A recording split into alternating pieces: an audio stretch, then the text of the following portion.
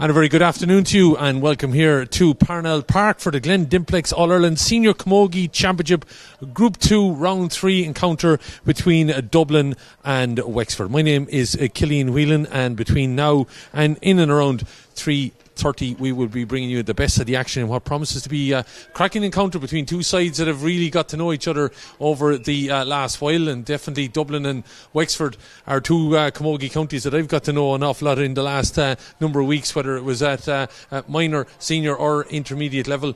But we are looking forward to the senior championship action here then, because this, I have to say, promises to be a cracking game, because effectively it could be game over for one of these sides if things go against them as regards results in the next couple of rounds. So if you're talking about in the golf parlance, this could be moving day within this group, especially the way things are going with the likes of Cork and Galway. Galway currently leading against Down by 116 to a point. Don't forget Cork and Clare, they throw in at 2 o'clock. So this, as you said, could be an important game for both sides, and we'll be bringing you all that action. Joining me on commentary today, and good to have him back with us. He was with us at the Leinster finals. Brian Brophy, good afternoon to you. Good afternoon, Killian.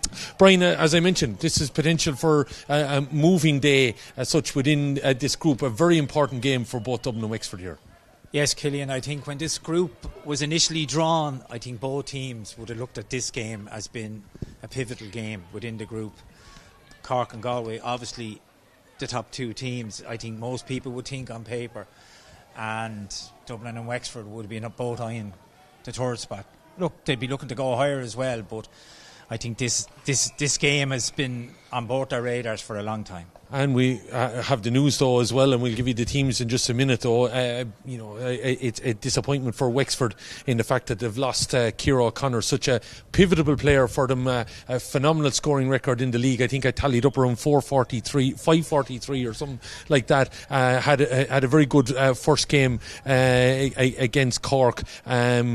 Went off after 13 minutes against Galway. Now, I know Wexford were able to fight back in that game, and Sinead Curran had a huge game that day. But Ciara O'Connor has been so important to this Wexford team this year. Big loss. Well, absolutely. I mean, you're given the stats there, Killian. You just don't replace that amount of scores or that quality of player. I mean, for me, she gets on any team in the country, and on a personal level, I'd have her in the top 3 players in the country. So how Wexford cope with her loss, it'll be interesting to see. They'll all have to step up today.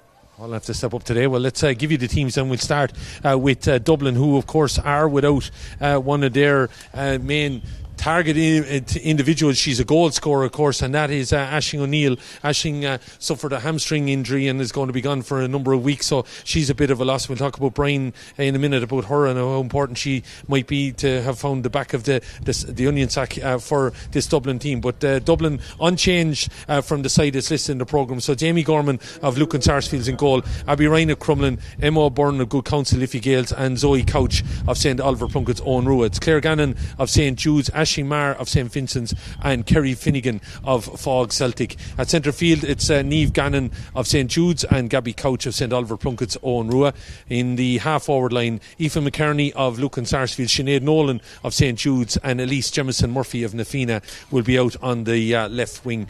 And in the full forward line then, in the right corner, it's Grace O'Shea of Ballantyre St John's, Emma Flanagan will be on the edge of the square, and Aisling Gannon will be in the left corner of St Jude's. For Wexford then, they have one change into the team list in the programme. That is Emma Dempsey coming in wearing number 20, she of Glyn Barntown, and she replaces the unfortunate Ciara O'Connor, the captain of this Wexford team from St Martin. So Emma will be coming in to the side wearing number 20, and the team will line out with Laura Brennan of Rathnewer in goal, Orla Synod of Fern St Aidan's, Ciara Story of Owler de Balla, and Maria O'Dowd also of Owler de Balla. In the half back line then, it's the St Martin's pair of Amy Cardiff at centre back, Sarah O'Connor, and on the left wing, Laura Dempsey of Glyn Barntown.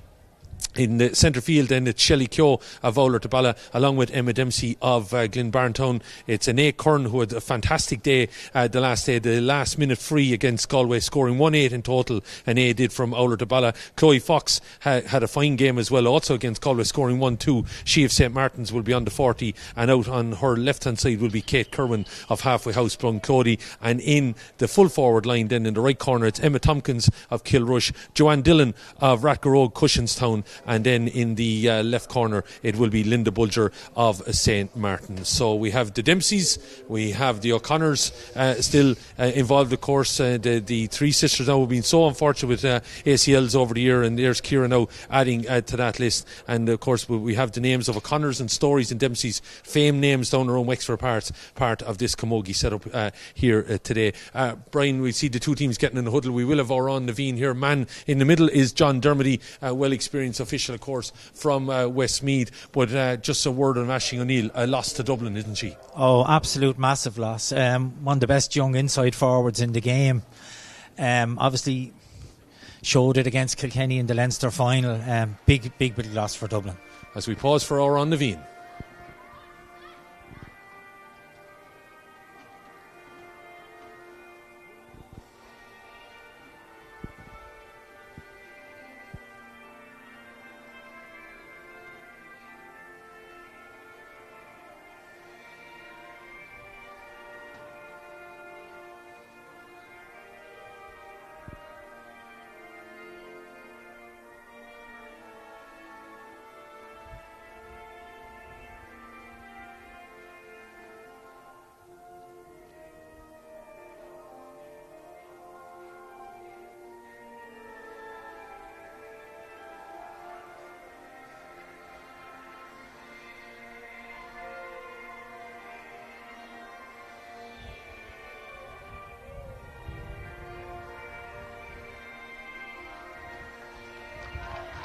Oran Naveen getting ready for the action here. Let you know the latest in this group with no Niamh Mallon playing for Galway today. Maybe that was in some way Cathal Murray giving her the time off, especially as they were playing her All County in Down. But Sabina Rabbit has stepped in there and done the needful. Sabina has got 2 goals in the opening 3 minutes of the second half, and Galway now lead 3-17 to 3 points in that game. Also getting underway in this group at 2 o'clock is Clare and Cork. That game, of course, in Ennisderry are playing Limerick up in Owen Beg. Down in the Rag it's Tipperary versus Antrim, and at 3 o'clock it will be Kilkenny and Waterford. That should be a right encounter. Colin McAllister, the man in the middle there for that game at Nolan Park in Kilkenny. But we'll keep an eye on the scores as they come. But Galway well underway to victory. That will put them top of the table temporarily anyway until Cork take on Clare. Then we've seen the fight out here. Dublin with 2 matches played have 3 points. Clare with 2 matches played have 3 points. Wexford with 2 matches played have 1 point. So the need would seem to be greater from the players and the team from the southeast in Wexford, as we see Ciara O'Connor coming across the field here at the minute, and walking gingerly, as you can imagine, suffering with that knee issue, but she here on the sideline trying to support her team, as you said, coming in for her Emma Dempsey from Glen Bartown. A big day for the folks of Dublin, of course, the Leinster hurling final at 6 o'clock in Croke Park, so some probably doing the double here in Parnell and heading to Croke Park, as our man Brian is here with us. But let's see how this works out for Dublin today. Round 3 then of the Glen Dimplex All-Ireland Senior Camogie Championship is up and running here at Parnell Park, and a bit of a scrum forming between the two 65s, and it looked like Chloe Fox nearly had her hand on the ball there, but Dublin have snaffled it away through Gabby Couch. Had a big game, of course, in the Leinster final second half when they tried to mount a comeback against Kilkenny.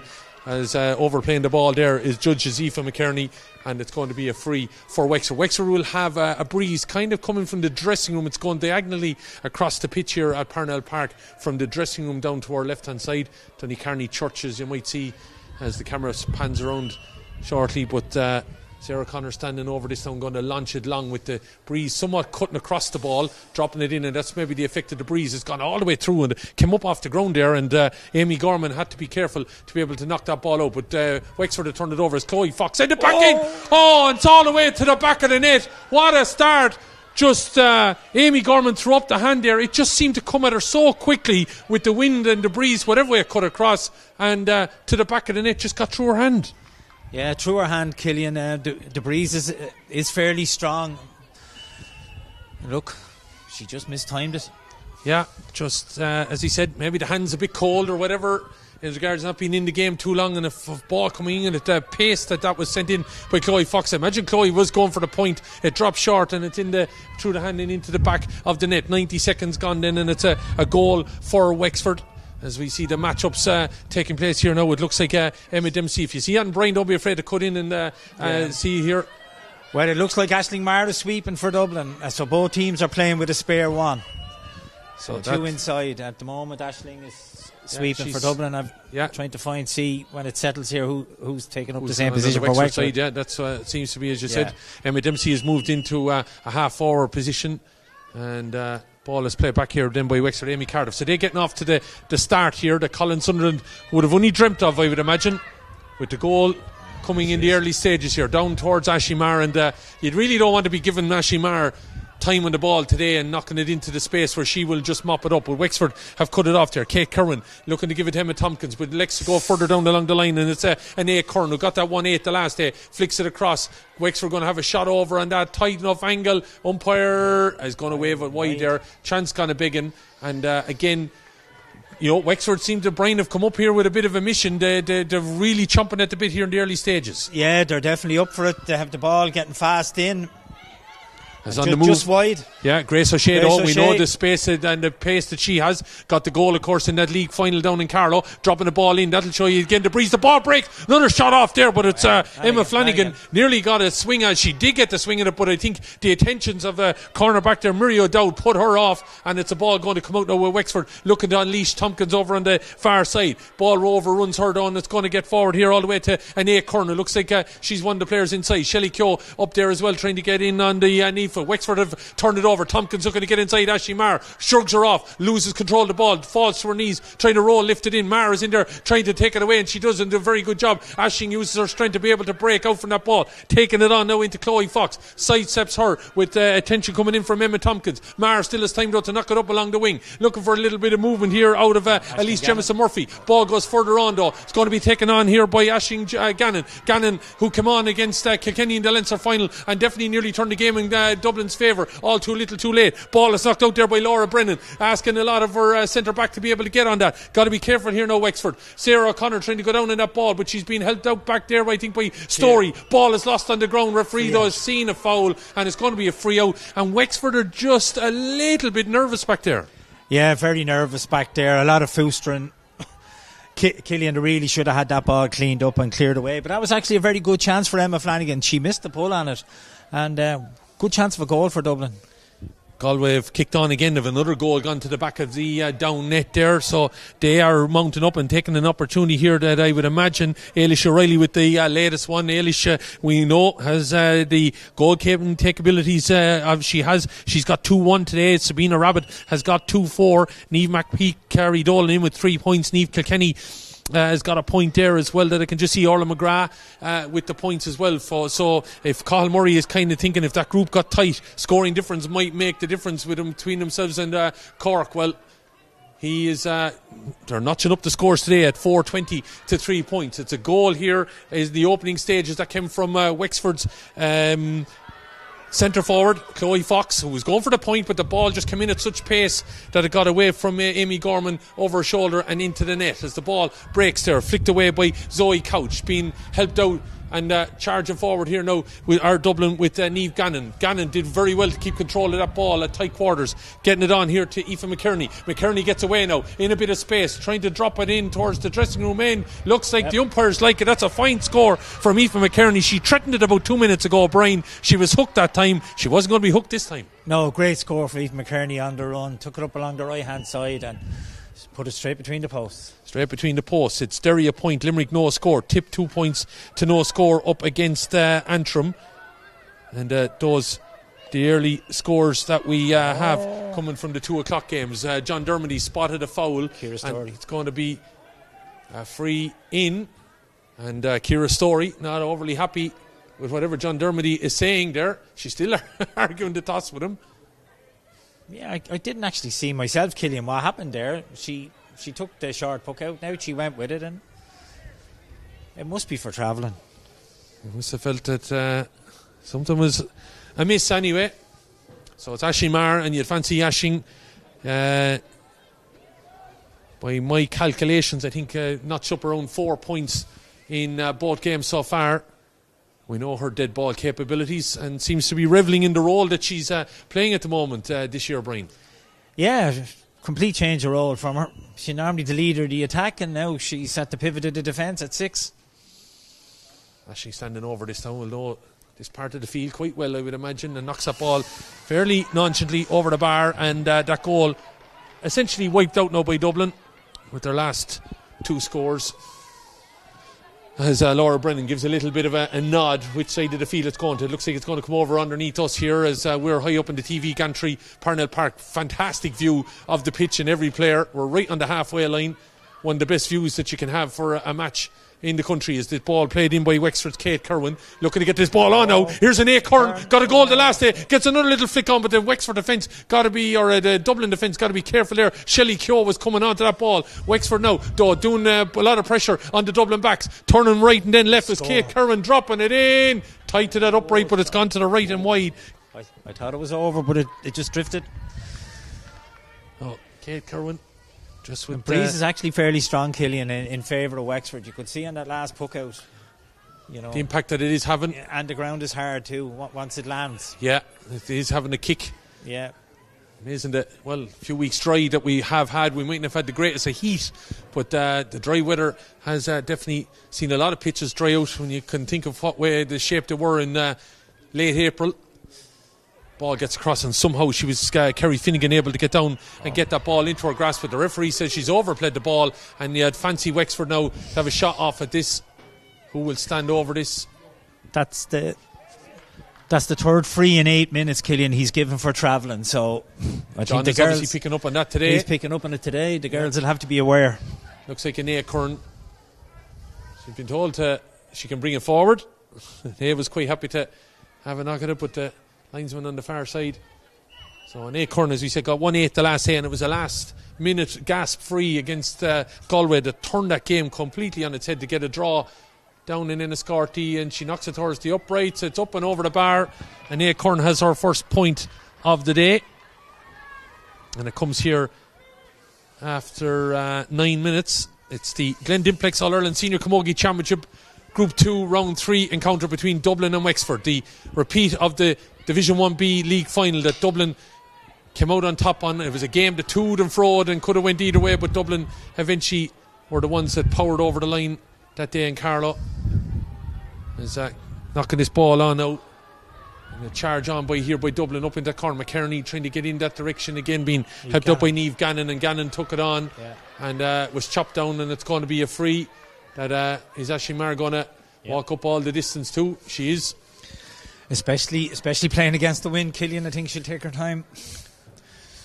Yeah, this first half. Yeah, taking her time will wind the clock, I imagine, as favourably as she can.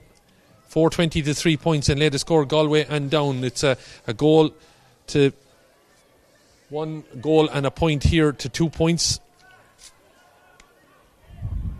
And we'll update some of those scores in just when we get a refresh on the technology.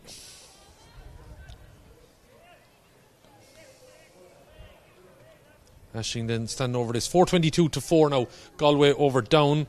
It's a goal in 1 to 2 here. Limerick lead Derry 4 points to 2. Tipperary 3-1 up against Antrim. Clare and Cork still waiting to hear on that. And 3 o'clock it's Kilkenny and Waterford as Aisling Maher tries to narrow it to just one score again, and she has put that ball over the bar. Aisling Maher with the latest score in the game brings her second point of the afternoon. 2 frees for Aisling after 11 minutes here. Dublin's other point coming from Aoife McKerney as that ball gets beyond Anea Curran, and trying to get there was Kate Kerwin, but it's been cut out by the Dublin defence, and the knock of 4 goes over the head of the Wexford midfield, but it's driving on here now with their centre back with Sarah O'Connor driving that in and over the bar, and Sarah taking on a leadership role there today, driving through the middle, and that's a fine score from play. Yeah, the wind is very strong. It definitely will be interesting to see if it stays that way through the whole game. Well, Sondy Colin Sunderland before the game, he said he prefers the rain to the wind, and he may be thinking obviously of the situation that he may need a lead and maybe a 5 or 6 point lead at half time with that breeze. Yeah, it looks at least a 4 or 5 point wind to me at the moment anyway. So ball breaks down into the far corner, trying to get out there. Elise Jemison-Murphy. Oh, lovely ball inside now. Grace O'Shea, we know she can find the back of the net. Loses throw. She's still tumbling on. Gets the ball back here, looking to drive forward. Gannon, shot low! Jemison-Murphy. Great Jemison-Murphy came on to it. And I have to say, I think she gave the eyes to Laura Brennan. Laura might have thought she was going to tap it over the bar, and she did the right thing and it forced the legs back of the net from Elise Jemison-Murphy. Yeah, brilliantly taken by Elise. Did give her the eyes, went low. Great goal, but poor defending from Wexford. 2 players went out to Emma Flanagan when she made the run. Ciara Story is free. She really should have just held her ground. A chance there then that the Wexford defence didn't deal with particularly well, especially as said after the movement of Grace O'Shea and Emma Flanagan. Elise Jemison-Murphy has found the back of the net, ball dropping in and it's gone to the right and wide, and the chance kind of big in there for Dublin, but they have hit the front now. They lead by 1-3 to 1-2. The point from Ashley Marr from the free, and then moving on that after Wexford had possession, coughed it up around the middle, ball was driven forward. There's a lovely bit of play by Kerry Finnegan, knocking it down there towards Niamh Gannon. Elise Jemison-Murphy getting inside. I'll have to say, Brian, I loved her little bit of a kind of a diagonal run that she made, because Grace O'Shea had done all the hard work. She kind of had been pushed on by the Wexford defenders. She probably overstepped it, but that was because she was being fouled a little bit. Just Elise Jemison-Murphy, the way she came onto the ball was very, very good, you'd have to credit her. Yeah, she just came off the shoulder of Grace on the angle, and like you said yourself, she gave her the eyes, put it low. Brilliantly taken. Brilliantly taken indeed. So 2 goals here in the opening stages, and we did say this would be a mouth-watering encounter. Hopefully you're enjoying the action as Grace O'Shea gets onto this ball now. Looking to step inside. The attentions there of Amy Cardiff. Driving on is Grace O'Shea and driving it over the bar. 1-4 to 1-2. She was a bit of flying the ointment for Wexford down in Carlow in the league final, and now she's put a score on the board there. Grace O'Shea and Dublin seem to really have been buoyed by that goal and have kicked on here. Yeah, she has pace, Grace O'Shea, and brilliantly picked out by Aisling Marr, straight to her hand, and she just ran by her player and stuck it over.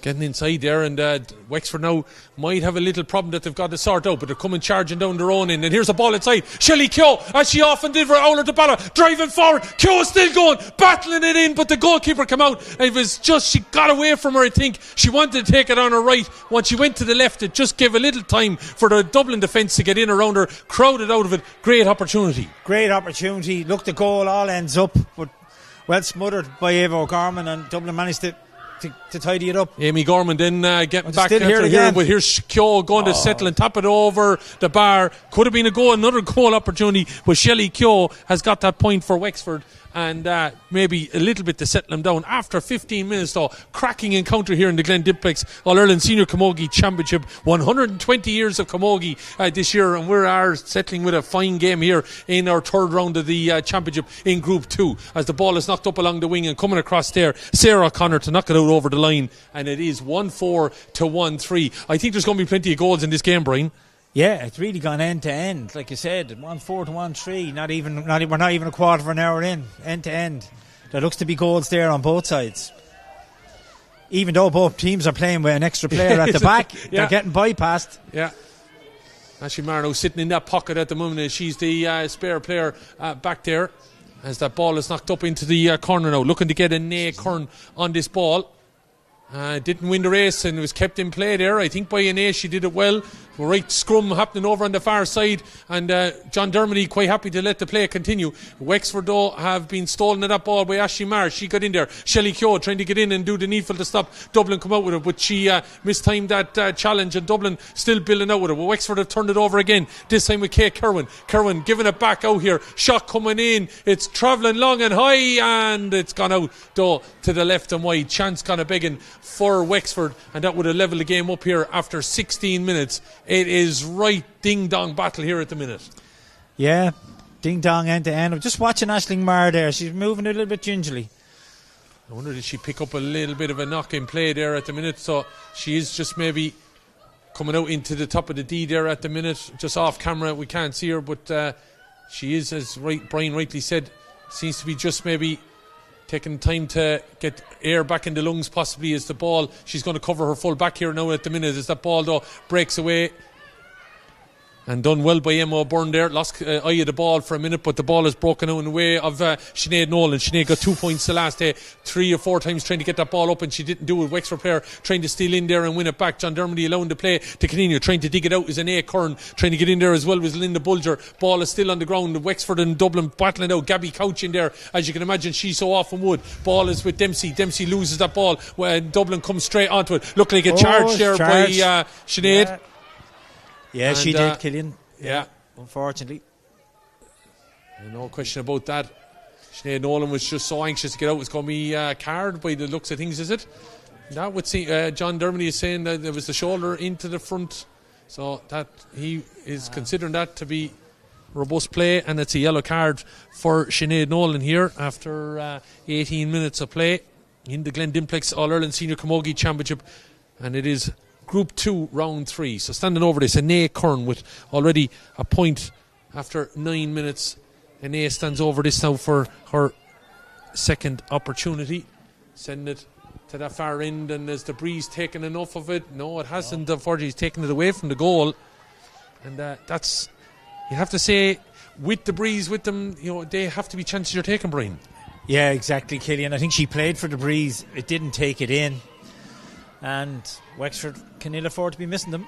Amy Gorman then with this opportunity, knocking it out over the middle again, and it's picked up by Grace O'Shea, who's absolutely everywhere at the minute from the halfway line in, giving the ball off here now to Niamh Gannon. Gannon though loses it, and taking it away from her was a combination of Chloe Fox and Sarah O'Connor. The St. Martin's crew linking up there to rob Couch of that ball, but the ball has been knocked out over the line. I think Amy Cardiff is struggling to keep tabs on Grace O'Shea. She doesn't seem to have the legs to stay with her at the moment, and it's something Wexford should be looking at.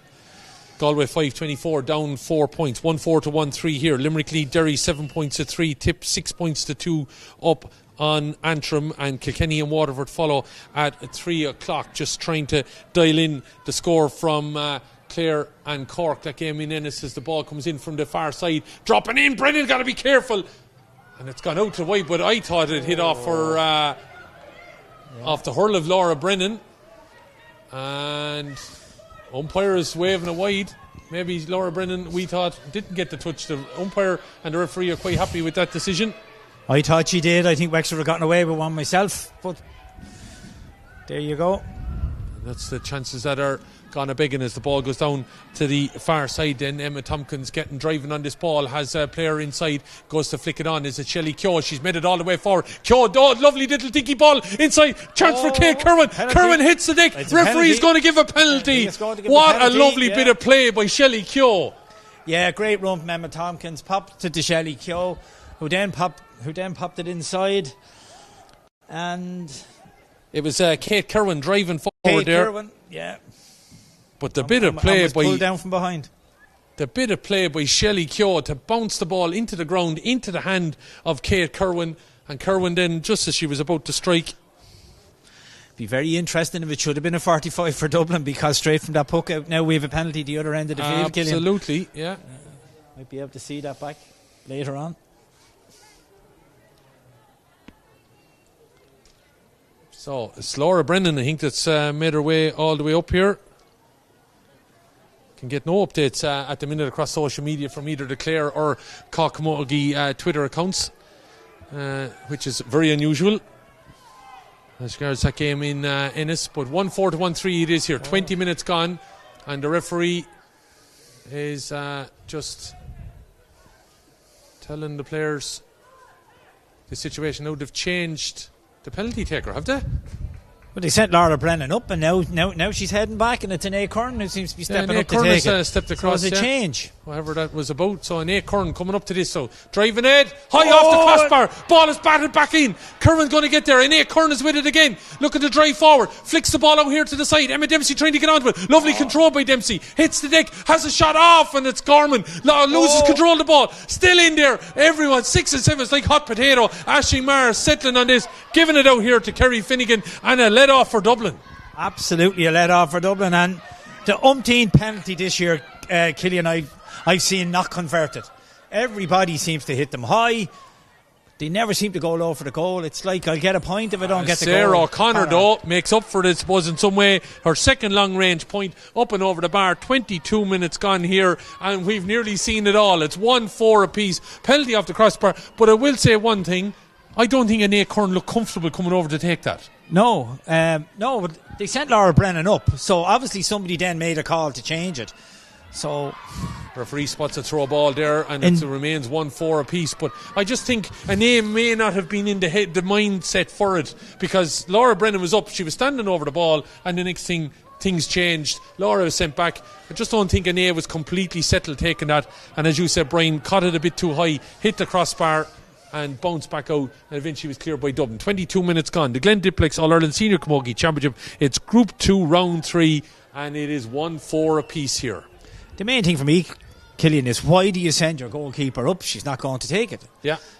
Seems to have been a strange call and decision made. Ashley Maher playing a dinky ball down here into the direction of Aisling Gannon. Gannon giving it to McKerney. McKerney dropping it in, and it's read back there by Ciara Story. Pops the pass out to Sarah O'Connor. O'Connor diagonal ball here across towards Emma Dempsey, who's in, of course, don't forget, for Ciara O'Connor. Ciara, who did the cruciate leg scenario knees issue last week against Galway, as ball is popped on here by Dublin. Claire Gannon having a shot, lovely score, shortened the grip. The Gannon's linking up, and it's Niamh that pops, or Claire that pops it over the bar. Yeah, Claire to Niamh, back to Claire and over the bar. Brilliant score, brilliant play by Claire Gannon. But as we mentioned, Ciara O'Connor not playing today because she has done that cruciate, and here on the sideline, alright, I saw her in the bib here down along the line, and she's outside the wall here now, in fact. Just keeping an eye on maybe the forward movement up here, as it's now 1-5 to 1-4. Ciara was replaced by Emma Dempsey before the off in the team that was listed in the programme.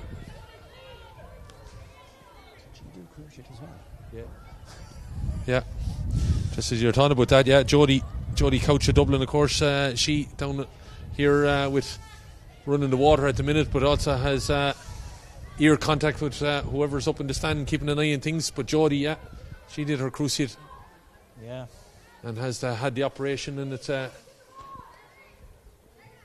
to see her, but it'll be a few months before we see her back on the field of play, as attention coming for Niamh Gannon. We just seem to have heard an awful lot of cruciate issues in the last couple of weeks, especially.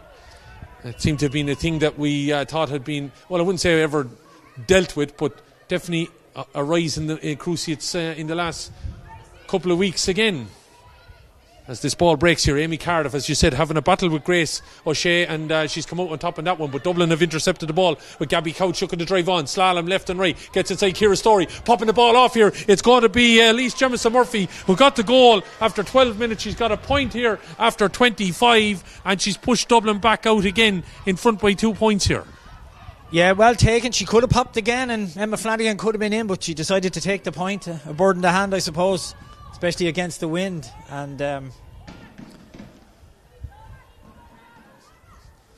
Dublin will be very pleased, I think, to find themselves 2 points up. Nearly 25 minutes gone, playing against the breeze. No question about it. I think they'll be very, very happy with the way things have gone for them. They've survived a situation there where Wexford were in for a goal. They covered that off with Shelley Keogh, and eventually it turned into a point, and then there was a penalty against them, and they were able to see that come off the crossbar, and eventually their defence clear it. So they've lived a little bit dangerously, but they're out the other side of it and lead 1-6 to 1-4 with 5 minutes to the half-time break. Looks like it was Sarah that was being looked after there, Sarah O'Connor. Colin Sunderland will surely be a little bit concerned that they haven't made the most of whatever wind is out there, as the sharp puck out is taken over towards Mary O'Dowd. Down along the wing she goes to Laura Dempsey.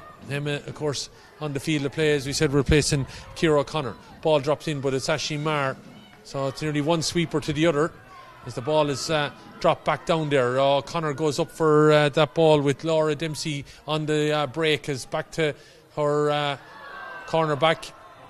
Mary O'Dowd knocks it down along Into the middle it goes, a little bit. Dublin make a bit of a hash of that, and there's a Wexford player in behind, and that's Shelley Keogh. But Emma Dempsey can't get it up there. As Ashley Maher then eventually gets it into her hand, knocks it over here towards Grace O'Shea. Right battle, as we said, form with Amy Carter. Gets a lovely connection on and knocks it up along the wing now. Expecting a little bit of movement here out of Elise Jamison Murphy. Elise looked like she illegally held off Sarah Gorman or O'Connor there, but she got the ball and knocks it down along the wing now. Looking for a little bit of movement maybe out of Flanagan. O'Shea is going inside. Also heading in that direction is Sinead Nolan.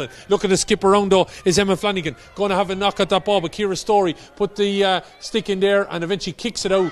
She tried to play it off the Dublin player, but the linesman on this side, is he giving it as a Wexford ball, is it? I think Ciara Story feels, yeah, he has. Ciara Story felt that she got a touch off Emma Flanagan there in kicking that ball in the direction of the sideline, and it's going to be a sideline cut for Wexford. So right encounter here. Luke and Owen on camera duty for us here today from Entray, bringing the best of the action. Hopefully you're enjoying it, as that ball got a bit too tight to the line. Is knocked out off the hand of Orla Sinnott from the St. Aidan's Ferns club. As Dublin get ready now to play this ball in. There's a few of the kids from the various Dublin representatives who will be coming on here at half time. I'm sure some will be heading for Croke Park later on. As Ashim going to say a block down there, I think it was by Amy Card, if that ball was played in towards Flanagan there, and it's going to be a 45. The shot came in from Niamh Gannon, and it's going to be a 45 that I imagine Ashley Maher is going to come across and take.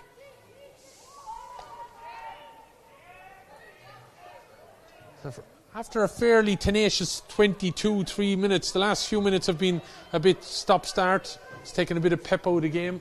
Yeah, it's gone a bit scrappy. Been stuck down in this corner now for the last minute and a half. So Ashley Maher probably looking at the steeple on the top of Donecarney Church. We'll probably have to go left of that though, because that breeze is going to whip across this ball, I think. So to me, the trajectory is the left hand upright, but what would I know? As she splits the posts. Yeah, and up and over the bar from Ashley Maher. She knows her way around Parnell Park. Oh, there's no question about it. 3 points in for her tally here with 28 minutes gone. 1-7 to 1-4, and it's the same lead that Wexford had when they got the goal at the start of the game. But Dublin have turned all that around and have plundered their own goal and got a few points, and now look like they're very much in control of this game. Wexford a little bit at 6s and 7s, chasing a few shadows at the minute, but that's a loose ball out of the Dublin defence. And chance kind of begging. So 1-7 to 1-4. Slitter lost in the crowd, as if we don't have enough of them. Eventually comes from the Wexford dugout, and there's the extra Slitter now coming out from the crowd there. Colin Sunderland is the man over there, the Wexford manager. Ball is tapped in here towards Sarah O'Connor. O'Connor, ball goes high, tries to drive away from the Dublin player, plays it across the wing here now, looking for Emma Dempsey, who said was the replacement for Ciara O'Connor.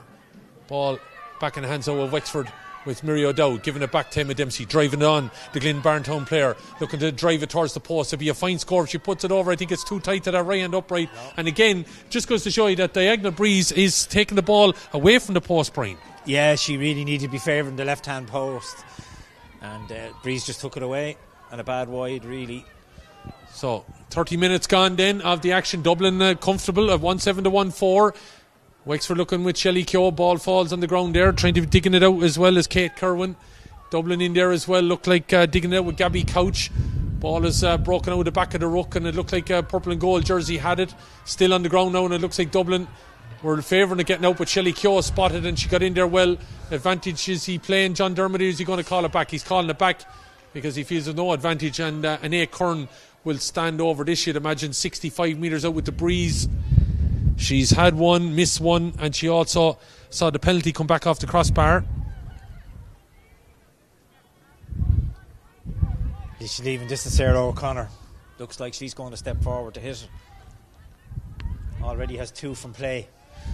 So Sarah O'Connor is going to take it, yeah. As you mentioned, she probably is further out the field, all right, although Anae does have that capability as well, but maybe just not feeling it at the minute, as Sarah O'Connor, as we said, probably the standout Wexford player at the minute on the pitch. catches this up on the wind it goes. It has the distance. Has it accurate? It is accurate. Beautiful That's strike. a fine score from Sarah O'Connor. Sarah O'Connor, Wexford's top player this half. Yeah, she definitely is. Wexford. I can hear Colin Sunderland at the far side now looking to get pressure on this puck out that comes from Amy Gorman. She's got a fair length in it considering that breeze that is coming right into her face. Picked up well there by Sinead Nolan. Touch off of Amy Cardiff's hurl. Cardiff thought she'd done enough maybe to keep it in, but it is a sideline cut for Dublin. Going to be taken here by Claire Gannon.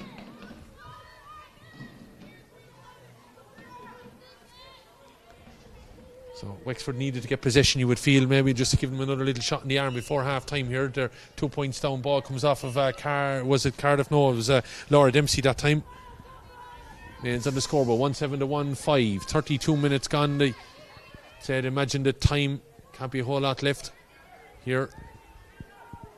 No fourth official, but waiting to go with whatever John Dermody is going to play. Ciara Story knocks it down to herself. Dangerous enough though. She didn't react to that too well. Ball is there. Back of the net.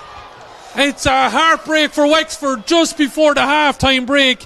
Ciara Story had knocked it down to herself. The original shot came in, I think, was it Sinead Nolan, but following in them behind was Emma Flanagan, and she had the easiest task. As long as she kept it straight, ball was going to go to the back of the net. Yeah, a bit of a disaster for Ciara Story, and to be fair, she does not look happy being the spare player for Wexford for me. She's been the spare player, but she's not happy in the role. I think she'd be far better marking up, but that was just a giveaway. Giveaway, all right before half time. You're only up 2 points down. Now all of a sudden you have a bit of a mountain to climb with Dublin having the wind on their back in the second half. Now the Elements never won you a game, but Dublin are definitely playing better into this breeze here. Ball knocked up towards Sinead Nolan, who I have to say has become a little bit of a fly in the room for Wexford. She's buzzing around there. She's causing all sorts of problems, and she's definitely aiding the movement here of Grace O'Shea and Emma Flanagan. But Murray O'Dowd gets in there to try and pick it up. 2 Dublin players around her. Back it goes to Story. Jinking left and right, and eventually trying to clear it. She hits it off a Dublin player. It's going to be picked up here by Wexford, and they just knock it to the line. And I have to say,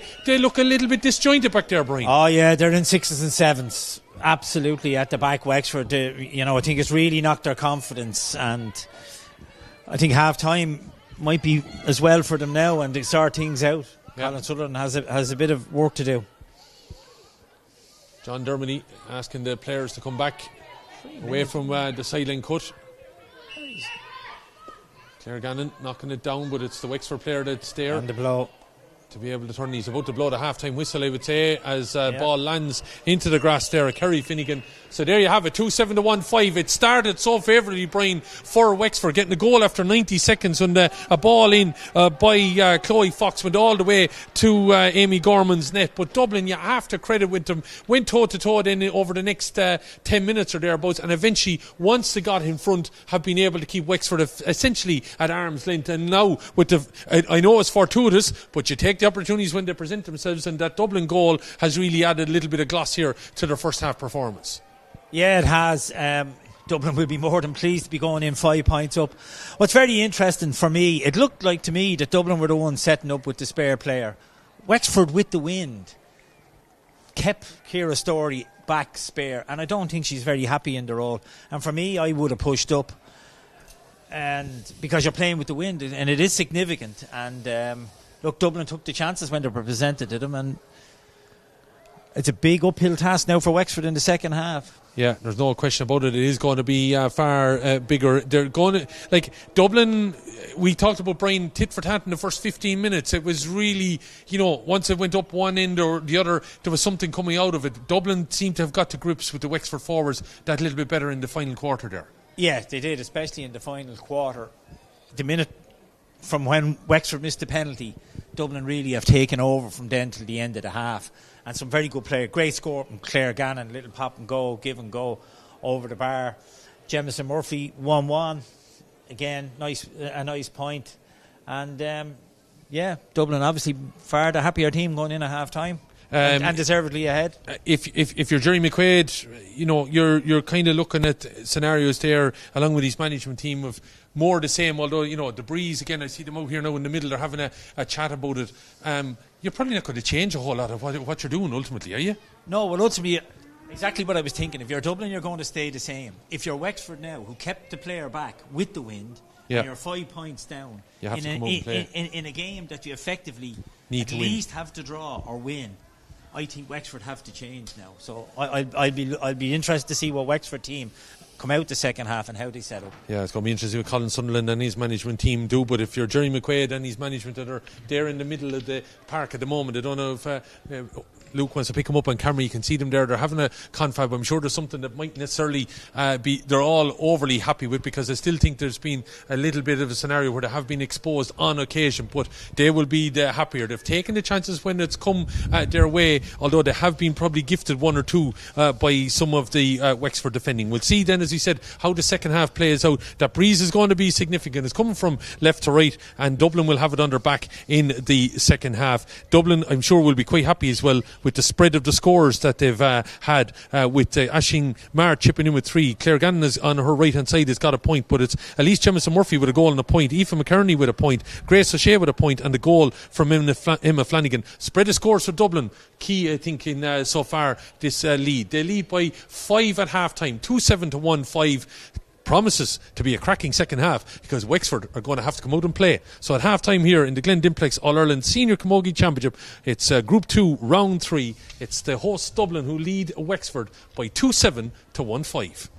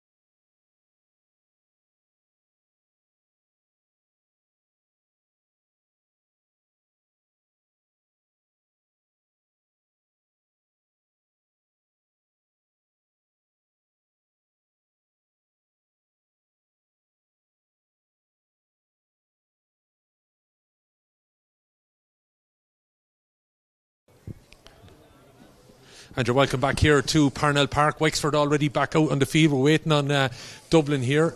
Just to let you know, the score that we were kind of trying to keep track of was down in Ennis, and Cork are well in control. The All-Ireland champions, 2-11 to a point. They lead at half-time in their game. They obviously heard the score that came out of Galway earlier on and felt that they have to keep in touch on the scoring difference, because Galway had a huge victory against Down. And I'll bring that to you now as soon as all these scores update before Dublin come back out here for the second half. Galway were victorious, as he said today, by a huge margin against Down. 10-9 to Limerick versus Derry. Yeah, just seen that there coming in. So half time here, 2-7 to 1-5. It's 10 points to Limerick over Derry. And then in the other group, as I said, in our group here, Group 2, Cork 2-11 to a point up in half time against Clare. Galway have already defeated Down by 6-27 to 4 points. So that puts them, as he said, top of the group. And I don't think Cork have to win. Well, Cork are going to win. They'll go back top of the table. Half time then in Group 1, it's Tipperary 1-12 to 2 over Antrim, and Limerick lead Derry by 10 points to 9. That other game in Group 1 about to get underway at 3 o'clock between Kilkenny and Waterford. So Dublin back out on the field. We're good to go for the second half here. Brian Brophy on commentary duty with me, and Aisling Maher, there's been a bit of a change here now, so it's going to be interesting to see. They're not going to play a spare player back, because they obviously reckon, of course, that that I would imagine Wexford are going to have to come at them here, but Dublin have elected now to take their spare player out of the backs for the moment maybe, but Aisling Maher is at this moment in time in the half forward line. Interesting to see once John Dermody throws the ball in.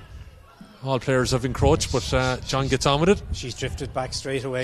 Yeah, she's sitting back. Now, she is, I have to say, though, Brian, I agree with you. Yeah. Aisling is carrying herself a little bit gingerly there. Ball is taken away. Well done there, Orla Sinnott, taken away from that charge by Dublin. And it's Ciara Story then going to knock it up along the line. But it's a giveaway ball to Dublin. Gannon going to have a shot from distance, driving it in. There's the start. Second half. Aisling Gannon. And what a score from Claire Gannon. That's her second point. And there was only one thing on her mind, Brian, when she got that ball. She fancied that, knocks it over for her second point of the game. Yes, absolutely. Killian picked it up straight over the bar. She knows she has the wind at her back, and she put it straight between the posts. Straight between the posts there from Claire Gannon then. And when you have your half-backs doing that, puts a spur on to the forwards to keep working as well, and things might come their way. But her second point of the afternoon coming here then in the opening 40 seconds of this second half, and it's probably a score that Wexford needed. Shelley Keogh trying to stop the advances there of Dublin's number 13, Grace O'Shea. The ball breaks, and it's Aisling Gannon trying to get onto it. Her sister showing the way on the points at the minute. There's a ball thrown into the middle, trying to get down on it there, Sarah O'Connor.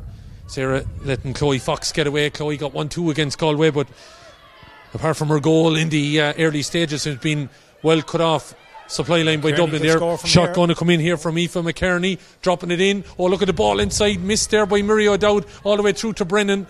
And Emma Flanagan, if she'd maybe had just peeled back off of Murray O'Dowd, she could have been in there. But Wexford just a little bit ropey at getting this ball out, but eventually to do with Amy Cardiff taking her own free. Of course, she can take it out of hand, giving it to Anae Curran. Anae, who again has been well snaffled up today by Dublin, had a powerful game against Galway the last day. Wexford needing to come strong, have finished strong in their games this year, as that ball is driven inside again, and it's Murray O'Dowd has been told by John Dermody, you're fouling Emma Flanagan, and this is going to be a tap over score for Dublin. And realistically, Wexford, the way things have started for them, they probably should have stayed in the dressing room. Well, to me, they have to push up, because an Acorn there looked up. She'd nothing to hit, and eventually she got turned over, which led to the ball in, and then Emma Flanagan drew the free. Murray O'Dowd having a word with John Dermody. They've got to push the player on to Aisling Maher. So Emma Flanagan was fouled, and it is a yellow card for Murray O'Dowd then in the early stages here. 33 minutes now. Second half in Dublin, as I said, he just can't afford to give such a lead now to Dublin. 14 points to 8 it is currently. And this free going to be taken by Sinead Nolan, 20 metres out. Should be able to tap it over the bar, and she does. And Sinead Nolan is on the scoreboard for the Dublin forwards. Yeah, I thought Aisling Maher was moving a bit gingerly. I don't think we'll see her coming forward to hit the freeze this half.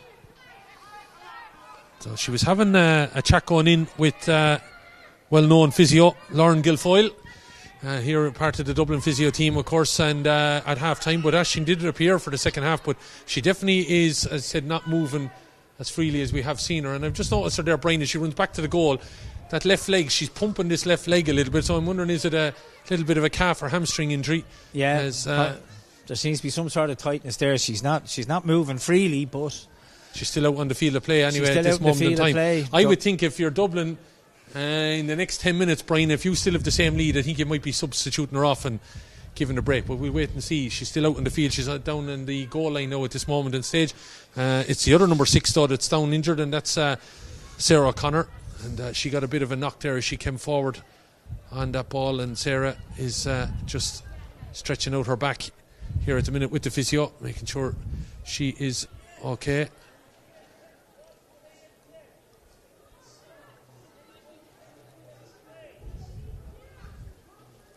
Water getting into the Wexford girls, and they needing something to happen quickly for them. It'd be a huge loss now if Sarah O'Connor doesn't get up. It'll be... Yeah, she definitely is feeling it around. Taking her time. Yeah, well, she probably dead right to. No, she's up. Another big game coming up, as I said, in Group 1. It's the meeting of Kilkenny and Waterford, and that could tell a lot about both of those teams as they emerge on into the battle, of course, that Group 1. But Group 2 is, really now the Cork and Galway sorting themselves out there, and then the battle is for the quarter-final place between these two. And at the moment, it's Dublin to hold all the cards. That ball dropping in, though. It's going to be a battle in there, and it's well read by the Dublin defence. Ball breaks away, though. It's back here towards Kate Kerwin. Kerwin giving it to Shelley Keogh. Cross the goal. That could have gone absolutely anywhere. And I think she was kind of hoping that would cause a little bit of problem. Probably lend, Brian, to someone coming in at the back post, but she was definitely keeping that low enough that if it hit that upright, it was in the back of the net. Yeah, it flashed across Amy O'Gorman's goal. Loose pass from Zoe Couch coming out. The ball is over to the far side here now, where Kate Kerwin, halfway house Bunclody, gets in there and wins that ball, trying to get around the attentions there of Kerry Finnegan. Ball is up along the line now. Shelley Keogh driven forward, has driven that though to the left and wide. 2 wides in a row from Shelley, who seems to have been given a little bit of freedom in the second half. Yeah, she's gone into centre forward at the start of the second half, and they started in A. Curran and Chloe Fox at midfield. I think they were worried about an A not getting into this game, and I would be having concerns if I was a Wexford player or a fan myself, as Aoife McKerney comes down along this line. Got a great point in the opening minutes of the first half. Is she going to do the same the second? No, it's badly out to the left and wide there for Aoife McKerney, the Lucan Sarsfields player, with 37 minutes now underway here. Keeping an eye on the other scores that are happening around and updating here. Limerick leading Derry 11 points to 10. Tipperary 113-3 over Antrim. 627-4. Galway and down already. Cork at a 2-11 to a point lead over Clare at half time. And here it is currently 2-9-2-1-5. Ball breaking in the middle with Niamh Gannon. Gannon giving it to her midfield partner Gabby Couch. Couch putting down the burners and driving forward, giving it to one of the goal scorers, but it's Sinead Nolan come on that ball, left it behind her a little bit. She's well taken at that ball by O'Connor. In there Elise Jamison Murphy trying to get it back. Players hit the deck, referee allowing the play to continue, getting away with that ball are Dublin, and Elise Jamison Murphy about to get onto it, but the referee says that it was a throw pass there, and it's going to be a free out. That foul going against Jodie Couch. Gabby Couch, I should say. Jodie's down here below us. Out injured, of course, as Dublin ring the changes, and it looks like 11 and 12 are gone. So Sinead Nolan, as I said, and Elise Jamison Murphy, who got that goal and a point. They've been replaced by 18 and 19. That's Aoife Heffernan of St. Peregrine's and Sinead Wilde of Coola. They are on the field of play. So Sinead Nolan, have to say, had a busy 25 minutes. I would have found her there really since Wexford hit the crossbar with the penalty. Sinead was really, really busy on the field of play. Sinead Wilde could be a big addition to Dublin, coming back from the football panel, Killian. Interesting to see how she goes now to the rest of the game. A very good player. Yeah, Sinead has plenty of form, of course. Yeah. But she's trying to get onto this ball here at the minute, but Dublin have elected to go inside Ball was trying to get in touch there. The Gannons were trying to link up, but the ball is broken again, and it's gone a little bit scrappy. And eventually it's Grace O'Shea comes out with it. She has support here now. It's a 3-on-1 situation. Grace O'Shea goes low. Oh, what a goal! What a cracking goal from Grace O'Shea. She had Flanagan inside. Then she might have given Laura Brennan the eyes there. Laura might have expected a pass, but Grace O'Shea cracking effort, diagonal ball across into the back of Laura Brennan's net. Not a whole lot she could do, and it looks like Dublin are putting one hand on that quarter-final place here, Brian. Oh, absolutely, Killian. Great play from Grace O'Shea. She's shown that pace all afternoon. Wexford have struggled with her. And she got in, she'd only one thing on her mind. She could have popped the pass. She just took it low left into the corner. Well, Brian, she did the exact same down in Carlow in the league final. And she scored a goal and 3 points that day. And she came away with the Player of the Match award in that Division 1B final. And Wexford don't seem to have learned. They just, in that scenario that she caused them so much trouble that day, she's been absolutely everywhere involved in action, and now she's a goal and a point to her name. Emma Flanagan with a goal, and also a goal for Elise Jemison Murphy. 3 goals and 9 points. And that's even with Aisling Maher not at full tilt out here. Yeah, and no Aisling O'Neill. Yes. I mean, and one thing with Dublin over the last few years, they've struggled to get over 10 points in a game. They've 9 already, and more importantly, they've 3 goals, so hats off. Well, we saw them in the Leinster final, and we were a little bit concerned, of course, that okay, they got a goal and they got it early on. They didn't score for the guts of 40 minutes after that or thereabouts. But the last couple of weeks, Dublin seemed to have thrived on. Lost to Galway, but pushed Galway all the way. It was, don't forget, 111 to 13 points after 46 minutes. They ended up losing by 3 as that long range free comes Aisling in. Maher. And Aisling Maher puts that ball over the bar, and it's just adding another nail into the coffin here. Yeah, the strength of the wind there. But again, a great strike from Aisling Maher. And obviously she knows this ground like the back of her hand, that you just can't be giving her free pops a goal. No. So 3-10 to 1-5. And I have to say, Wexford look bedraggled out there, don't they? They do. Whether it's the loss of Ciara O'Connor that has them this way or not, but to me they set up totally wrong. I mean, in the first half with the wind, and it is very, very strong, they should have. They really needed to push on and change the setup of their team. Dublin seem far more comfortable playing with the spare player at the back, which is Aisling Maher, and have the quicker forwards inside, and deservedly lead 3-10 to 1-5 all of a sudden, Gillian. But I think we bring it back to one situation as well. The setup maybe, but the penalty, Brian. There was a little bit of confusion around the penalty. Laura Brennan was called up. Next thing, it was given to Nae Curran. And Nae hits the crossbar, and that just seemed to knock the confidence out of Wexford altogether, didn't it?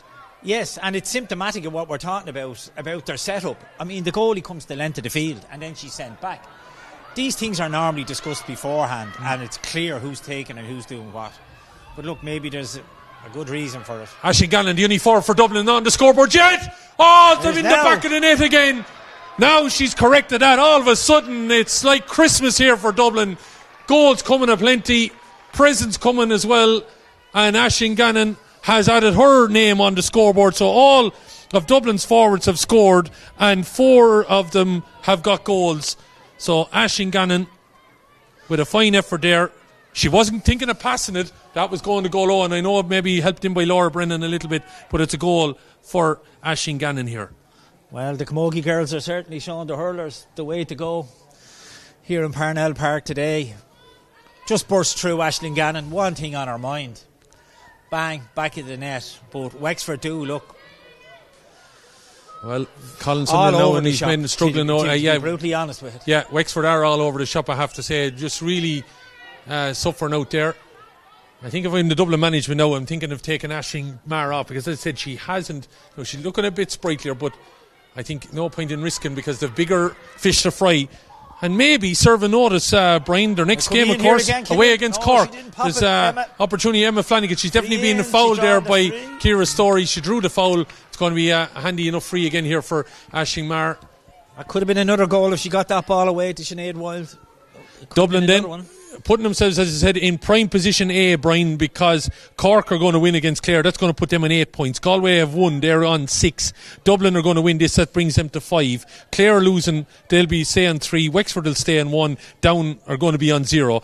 But you have now a 2-week break. Dublin have 2 games away. One of them is going to be against Down, so you're expecting them to add to the points there. They might trouble Cork or give them a test anyway. Well, most certainly on this show, they certainly will, and they'll probably go there in the knowledge that they have a quarter final. Have a quarter final spot altogether, and so why not?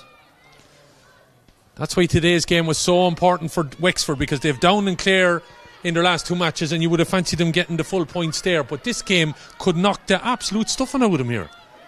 Oh yeah, Look, to be honest, they need Dublin to lose to Down, which I can't see happening. So, to me, Wexford are out if this score stays like it is. And at the minute, just 15 points behind. I can't see it, Killian. Yeah, it's... You'd want to be... I think you have more chance with the lotto this evening. Aisling Maher has been called ashore. I think a dead right decision there. Yeah. And she gets a great applause. She's a great leader, of course, 5 points today. But if she's not feeling... the full, and we felt that she may not be moving freely. Now was the time. She could have even gone a few minutes before that, but she deserves a rest, and she's off the field of play. You're leading 4-11 to 1-5. Mad to think Wexford haven't scored in the second half. Haven't, probably apart from one, have looked like getting a score in this first half. And Brian, they had a penalty that they hit the crossbar. It would have put them 3 points up. Midway through that first half. Yeah, exactly. And I see it more and more and more. I talk to fellow coaches about it. How you very rarely see one scored in Camogie now. So Wexford have made a couple of changes, I think, as well. We missed them going off there, and we've no, obviously, public address on it. I know number 21 is on for Wexford this year there. Roisin Cooney, another representative for Glen Barntown, is on the field of play. Dublin have made that change with Aisling Maher being called ashore. 18 is in as well. Wexford. Alice Neville. That ball has gone in, another Wexford chance, and it's gone to the right and wide. So Ailish Neville is in. Number 23 is in for Dublin there, and that is Laura Sharkey. Yeah, Laura's just back from injury. She's been missing for a good while, so good to see her back on the field. So a few changes on both sides, but Wexford now just have to go for it. But Dublin got to be careful here. We do know that Wexford have a finish in them. So, rattling a goal here, and you might ask a few questions, but don't think there's any doubt. I don't think Dublin are going to be caught here today. 23 points to 8. No, Zoe Couch using all her experience there, realising they're 15 up. She wasn't letting her go inside. Happy to give away the free. And now she's calling for the physio. Using all her experience. Using all, definitely, yeah. And Lauren Guilfoyle coming in there to make attention to that. So Dublin, or Wexford, have introduced number 18, Ailish Neville, and number 21, Roisin Cooney. They come in here after 46 minutes. And Dublin, as he said, introduced number 23. Is it Laura Sharkey.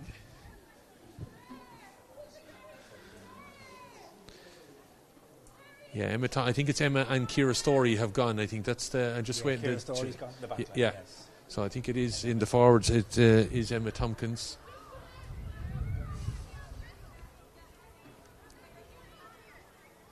And Sharkey's in right half back. Claire Gannon is still there. So all position switches around, and we're just waiting now. And John Dermody, watch back on. He's saying 47 minutes gone, and I have to say, we're coming up here today, Brian, we're talking about this being a mouth-watering tussle. It was for 18-20 minutes. It was right ding-dong battle. These two, of course, battling it out over the last number of months in league and championship. Now, we didn't foresee this, did we? No. Dublin have been coming out the right side of their battles, yes, but it was always by a point or two. Either way, there's no way you could have predicted this scoreline here today. I would have said this was a time cost. Yeah. Now the news about Ciara O'Connor, obviously didn't help. I would have tipped it towards Dublin for me. But when you see the But not to performance this of Wexford scale. against Galway the last day, Yeah. it obviously now has just been a bit of an anomaly by the looks of things, as Chloe Fox knocks that ball over the bar for her first score from a point. She got a goal after just 2 minutes, but we've had to wait a long time for Wexford's first score of the second half. And they put that ball over the bar to bring them on to 1-6, but 2-7 to 1-5 it was half time. The goal for Dublin before the half time whistle was fortuitous enough, but that aided them on here as we see another change. Zoe Couch is gone off the Dublin team. But there's a kind of 6-point swing if you take Wexford missing and then Dublin getting the goal. Yeah, that was But realistically, after that, second It's been half, all Dublin. Dublin have owned it. Yeah. You see, and I think what the Wexford struggled with, Brian, as you said, they had to push up on the game, and Dublin just went about doing the jobs right, and they found the space then. And when they did, they were clinical. Well, I haven't really seen much of Wexford this year, but I mean, as we saw in the Leinster final, we were saying, why wouldn't Dublin push up on Kilkenny? And we were wondering, is it championship? Dublin are obviously more comfortable playing with that spare player, have obviously practiced it and played it. Wexford just didn't seem happy to me, and especially playing with a wind. I couldn't understand why they were leaving Ciara Story back free. It just didn't make any sense to me, but there you go. Abby Ryan, that's it. Knocked that ball out over the line there, the Crumlin player, and it's going to be a sideline cut for Wexford, very tight to the line down there. See that? Of course, we know Megs Darcy is involved with the Dublin setup as well as the goalkeeper coach. She's down along the line here, I think, as well. As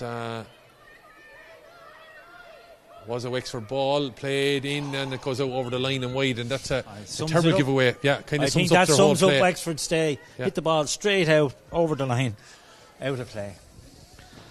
Eilish Neville with that wide. There hasn't been too many wides in the game. I think Wexford on occasion probably in a bit of a spell at the start of the second half, a couple of wides, and they had just after they got the goal a couple of wides, and sometimes they maybe just ate into the whole nerve of the team here, but really the loss of Ciara O'Connor is catapulted, and it's been really enlisted here today. But that's a good drive there by Chloe Fox. Has a player outside if she wants to give it, looking to drive on. Shelley Keogh looking to drive onto it here, jinking left and right, and eventually the referee's going to call a halt because Chloe Fox is the one that's down injured. Now a bit of space open up because Dublin obviously have introduced the subs. Wexford have as well, and it's really because there's no Aisling Maher back sitting in the pocket. It's just kind of a freedom of Parnell Park here at the minute. It'll probably end up a bit like a challenge match here now, Brian, the way things are going. Yeah, I think Dublin are obviously introduced the subs and are confident enough that they can see this out now with a little over 9-10 minutes left to go. 14-point lead, might go back to 13, but bar something absolutely out of the ordinary happening here, I think Dublin are going to win this game. Ball is knocked over the bar then from that free by Ine Curran. It's her second point. Like, one thing has stood to Dublin, Killian, when you think about it.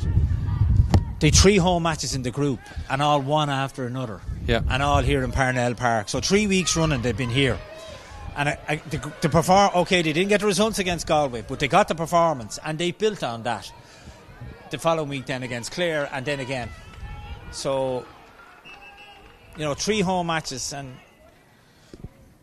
but a game against really Galway, Brian, that they were right in the mix. 46 minutes gone, 1-11 to 13, and it was a bit of a positional switch by Galway that freed up the likes of Aoife Donoghue and 1 or 2 others, that ultimately they got 4 points and they got over the line there. Then obviously here against Clare, 18 points to 9, and as you said, then they would have targeted this game, but so were Wexford, because Wexford were thinking, we've Galway and Cork gone, we drew with Galway, we lost to Cork, we have Dublin down and Clare. They're thinking they get a result here, and then they would have fancied themselves to take the full points out of Down and Clare. That's what Wexford. That's why this performance by Dublin is, I have to say, it's probably one of their best ones of this year's league and championship. Oh, definitely. And, again, probably a bit of experience saw Galway over the line that day. But looks like Dublin have learned very quickly, and built on it against Clare, and they've built on it again today. And be interesting when they go down to Cork. on today's performance.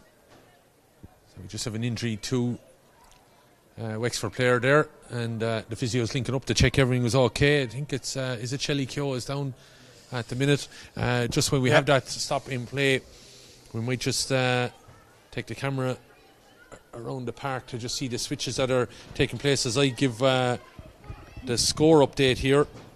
Just looking to see how things are going around the country, because we do know that Galway and Cork have had significant victories already.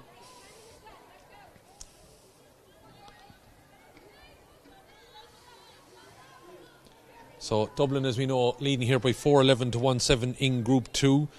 And also in Group 2 earlier, Galway defeated down by 6-27 to 4 points.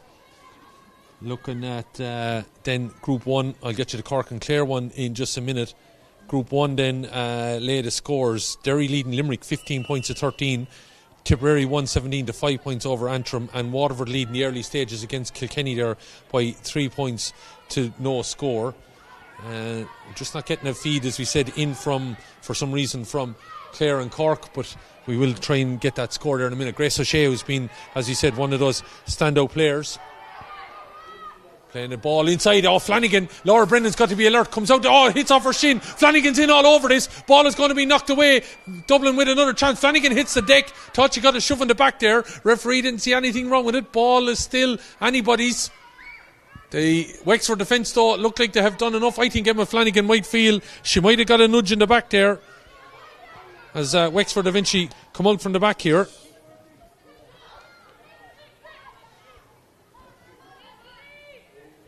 Ball driven down this far end of the field.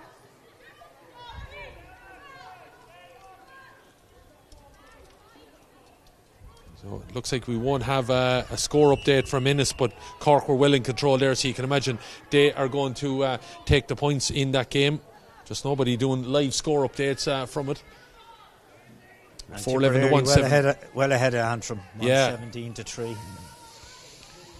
So the group's probably starting to line themselves, Brian, now a little bit, as his ball comes in from Chloe Fox. Still 2 rounds to go, but probably going to be an unfortunate situation, Brian, where realistically you're going to have, we'll see after Kilkenny and Waterford today, but it's probably going to be Group 1 that maybe there's a little bit indecision about, whereas it looks like now after today you're going to see Group 2 all sorted out essentially.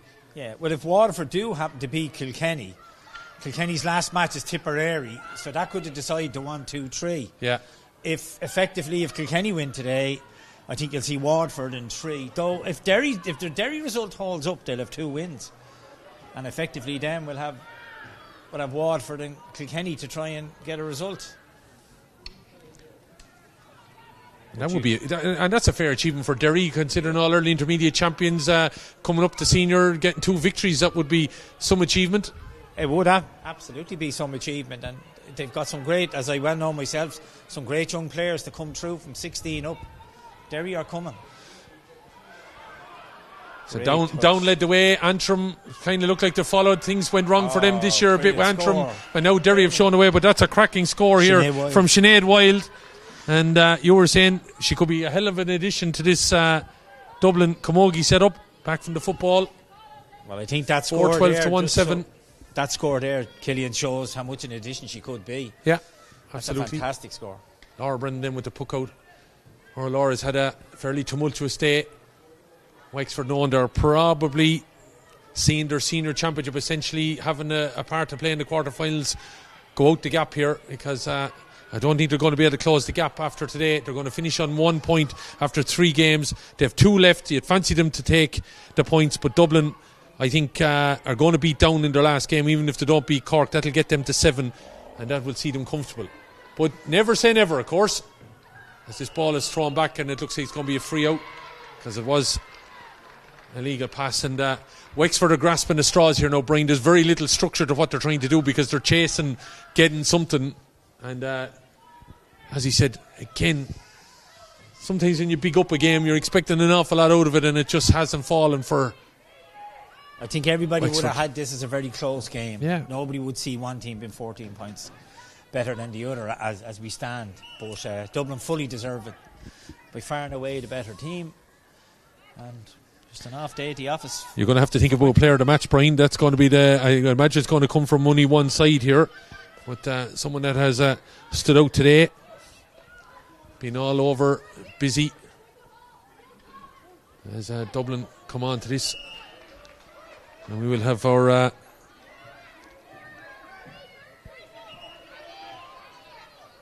player of the match prize to give at the end of proceedings here.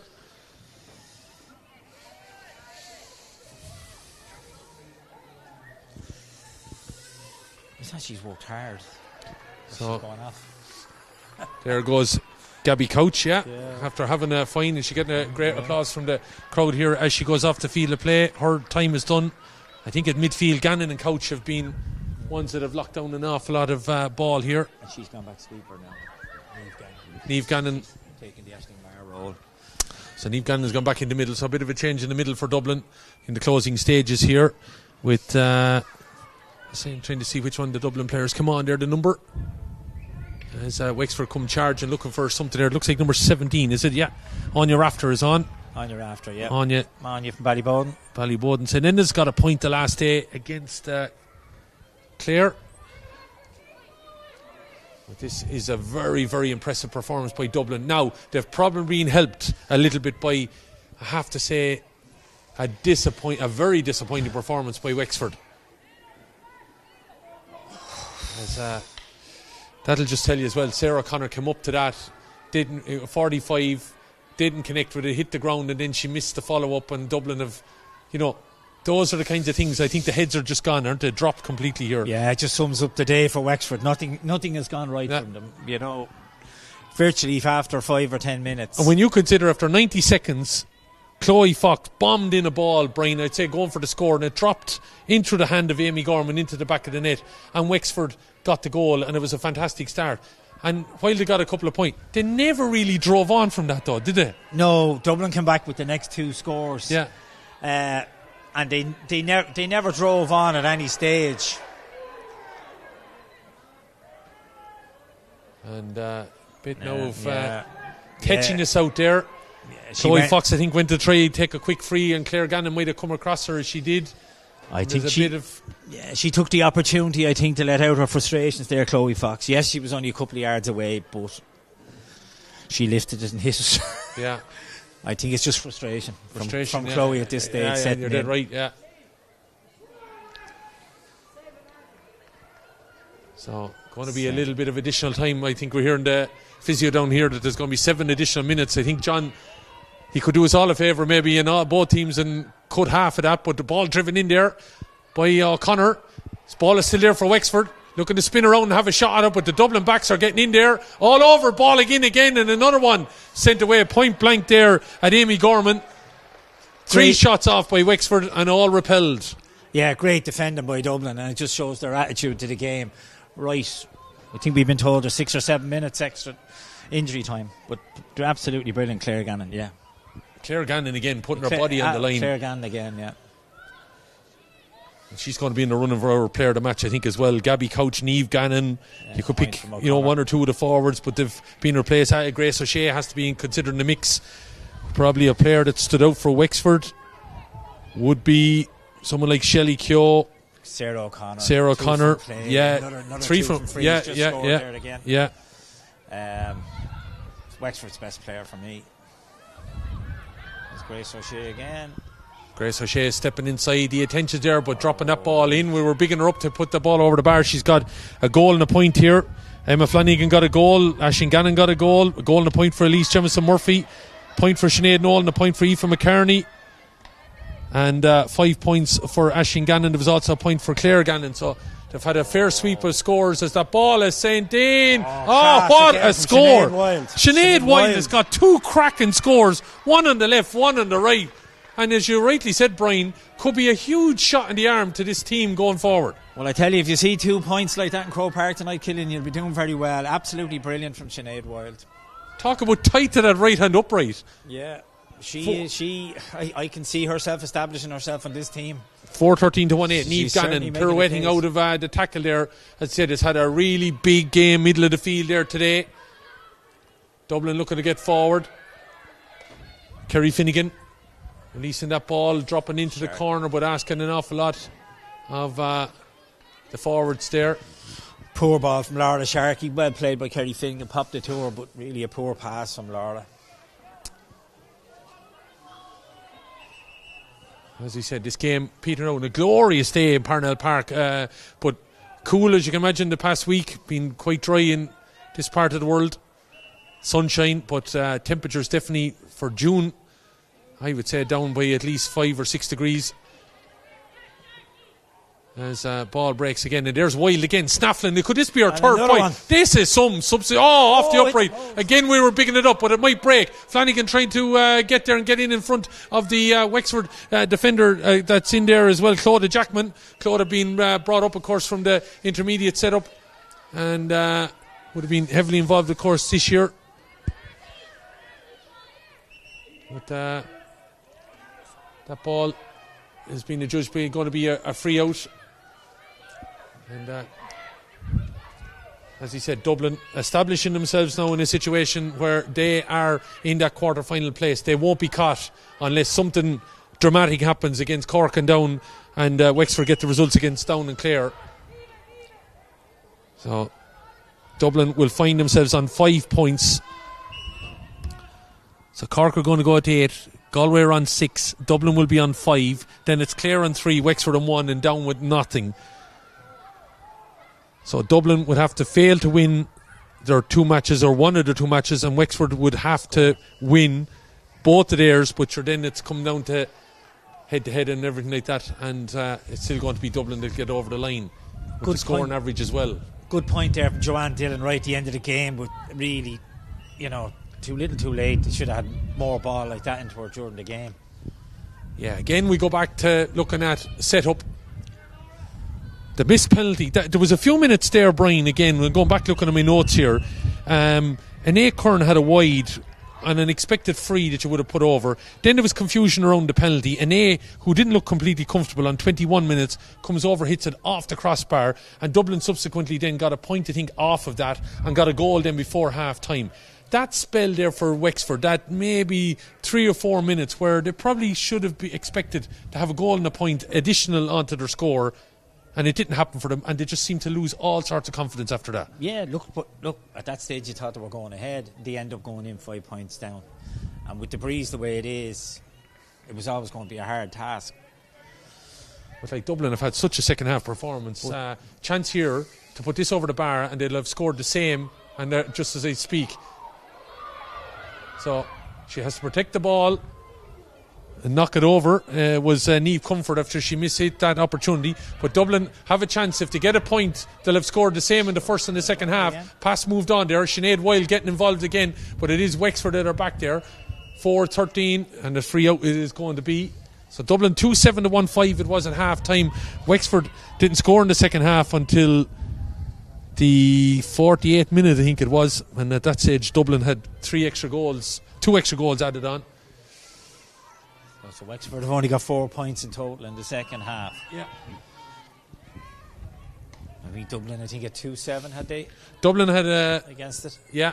Dublin had a 5-point lead at half time that Wexford needed. That's essentially with that breeze that is out there. And Dublin doing the need for now. Rafter in there digging out, trying to be helped out there by Laura Sharkey. But the foul is committed. We've been talking it up, but we still have additional time to be played out. It's going on now a little bit long. We heard the physio say that there were 7 additional minutes to be played where there's a shot coming in and it's over the bar from an Acorn. Could have found the top corner of the net. She drilled it, but just went over. Brings it on to 1-10. 5 points in this second half, but into that breeze, not good enough at all. As John Dermody says, I've seen enough. And there you go. Half time. It was 2-7 to 1-5. Dublin had snaffled a goal just before the break that gave them something going in at half time that Wexford had to come out. They never really got a chance to come out. Had a couple of wides maybe that were driving forward, and next thing Dublin, bang bang, 2 goals. Grace O'Shea, Aisling Gannon, whatever hope Wexford had, it was gone at that point. And Dublin have been seriously impressive here, and I think, Brian, have laid down a marker to anybody else looking in the other group, or Galway and Cork looking at them as well, that, hey, they're going to be seriously considered here? Absolutely, Killian, without a doubt. I think that's Wexford's biggest beating, and they played Galway and Cork before that. So this is the most that they shipped.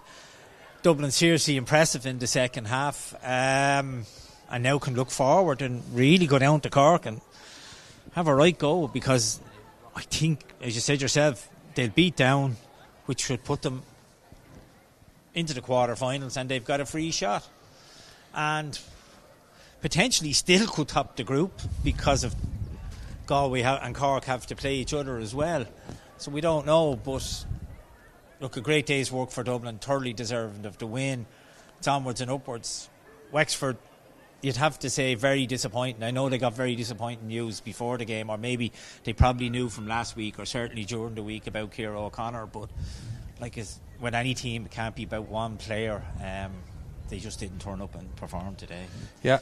And Dublin thoroughly deserved it. Dublin thoroughly deserved their 4-13 to 1-10 score. Brian, just have a look over the names there and player of the match, because we have to pick that as I give the scores from Group 2 then. So you have here 4-13 to 1-10, 6-27 to 4 points in Galway defeated Down. And we'll just confirm Clare and Cork in a moment. In Group 1, Tip have defeated Antrim 1-17 to 6 points. Derry, fine win for them against Limerick, 19 points to 13. And also then in Group 1, the latest score, Kilkenny have bounced back, having gone 3 points and no score down. They're now 1-3 to 5 in front against Waterford. Those in the group games that are taking place. And we'll give you that Cork and Clare confirmation now in just 1 second, if you bear with me. Brian, happy with... Yeah, for me, I think Clare Gannon, for me personally, epitomised Dublin today. She drove forward from the half-forward line. Her score in the first half, where obviously she combined with the sister 1-2, was always going to give it back to her in trouble, and she stuck it straight over the bar. And again in the Leinster final against Kilkenny that day, I was very impressed with her, and I just thought today she was what Dublin was all about today, and very, very good performance. You could, I mean, others have mentioned, obviously, the goal of Grace O'Shea. Her pace was causing Amy problems on the Wexford team. Very, very good. And one particular mention, we've mentioned it a few times, but I thought the little cameo from Sinead Wilde,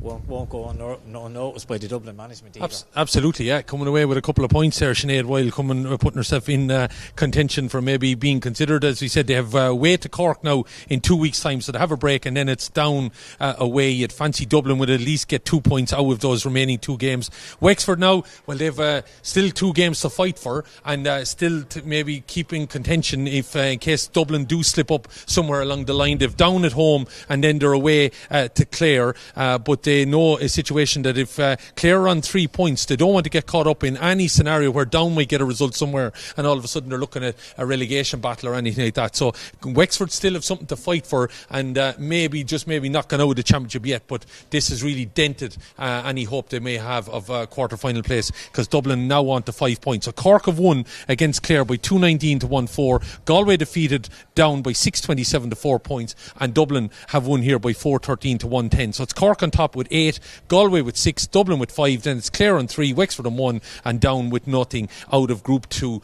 That's how things matter. So a break then of a week for them, and they're back on the 22nd with Wexford at home to Down and Dublin away to Cork. We're going to just take a break from our commentary position here. We're going to hear from our player of the match, and we'll also hopefully hear from the Dublin management as well. So do stick with us. We're not over and done with just yet, and rejoin us from pitchside shortly.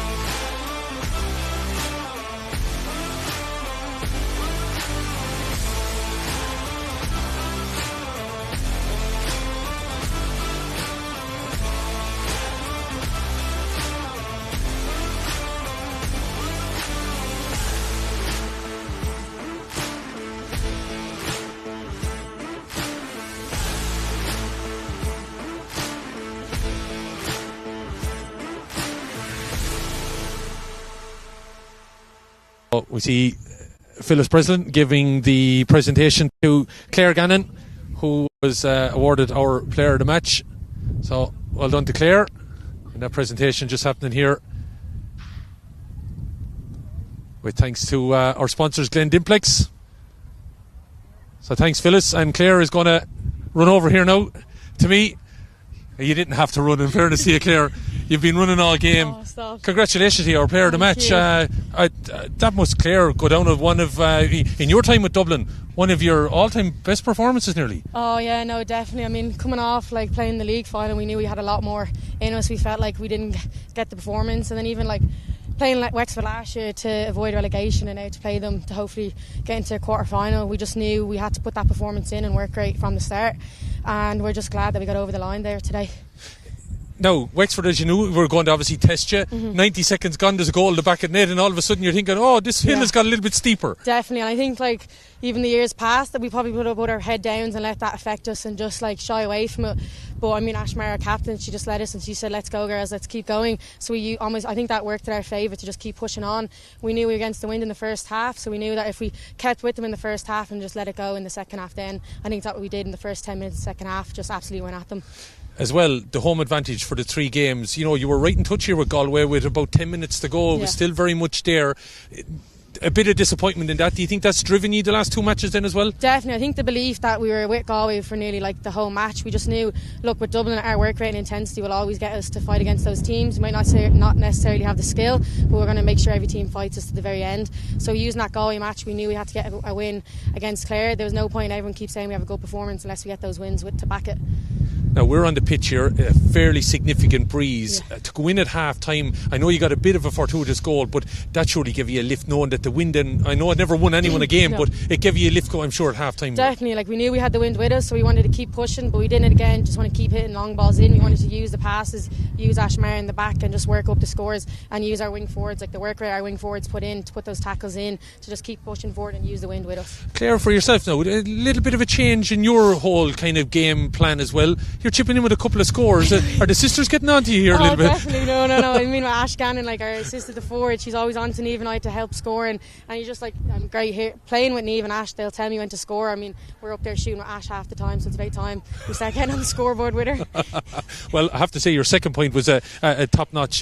Now the scenario is obviously you're in prime position, but I'm sure you would like to lay down a few little markers still with the group. You have 2 matches remaining. No, definitely. I mean, like it's good now. We have a 2-week break to get refreshed and recovered, and then going in against Cork, we're going to do the exact same we always do and give it to them like we did with Galway, and you never know what's going to happen. You know, it's 60 minutes and we'll keep fighting to the very end against them and then push on against Down. You know, like we're not in the quarter final yet, we need to get that one more win, so we're going to take the 2 matches and see what we can do. Well, we wish you the best luck, our player of the match. Thank you indeed, Claire Gannon, for joining us here today. Thank you. And we're going to get Bill now to nip across here.